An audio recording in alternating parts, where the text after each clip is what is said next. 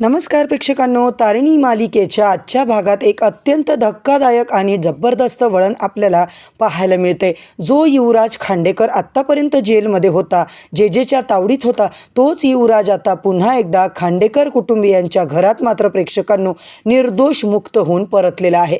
त्याला आता असं अचानक आलेलं पाहून केदार आणि तारिणीच्या पायाखालची, सगळ्या घरातल्यांच्याच पायाखालची जमीन मात्र सरकलेली आहे।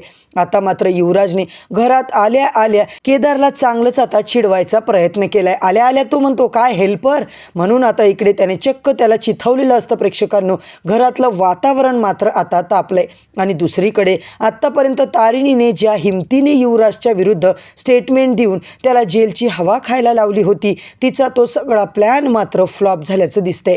युवराजने अतिशय उद्धटपणे थेट तारिणीला आता डिवचले। युवराज खांडेकर जेलमधून सुटलाच कसा, हा प्रश्न आता तारिणी आणि केदारच्या मनामध्ये आलेला आहे। होय प्रेक्षकांनो, पोलिसांना हाताशी धरून किंवा कोण्या मोठ्या खेळीमुळे युवराजच आता इतक्या लवकर बाहेर आला असेल असं मात्र त्यांना वाटतंय। युवराजच्या सुटकेमागे नेमका कोणाचा हात असेल बरं, याचा विचार मात्र तारिणी करते। एकीकडे घरामध्ये आनंद तर दुसरीकडे मात्र टेन्शन आपल्याला पाहायला मिळते। पद्मिनीने नेहमीप्रमाणे प्रेक्षकांनो स्वतःचा एक विचित्र कुत्सित चेहरा मात्र दाखवलाय। युवराजच्या सुटकेचा आनंद साजरा करत तिने थेट तारिणीलाच मात्र आता युवराजचे औक्षवण करायला सांगितले।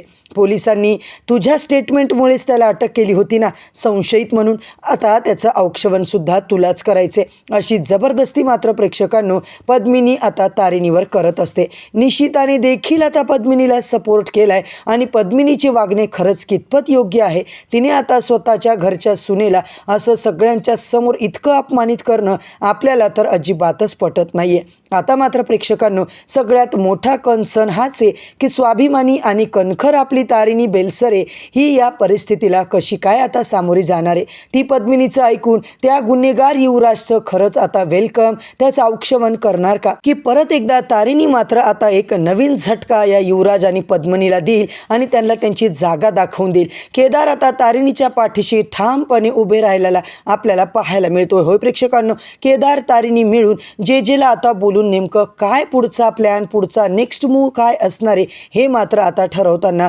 आपल्याला दिसणार आहे। तर मंडळी, तारिणी मालिकेच्या येणाऱ्या सगळ्याच भागांच्या अपडेटसाठी चॅनलवरती नवीन असाल तर चॅनलला सबस्क्राईब करा, व्हिडिओला लाईक करा। उद्या परत भेटूया प्रेक्षकांनो नवीन भागाच्या नवीन अपडेटसोबत। तोपर्यंत धन्यवाद।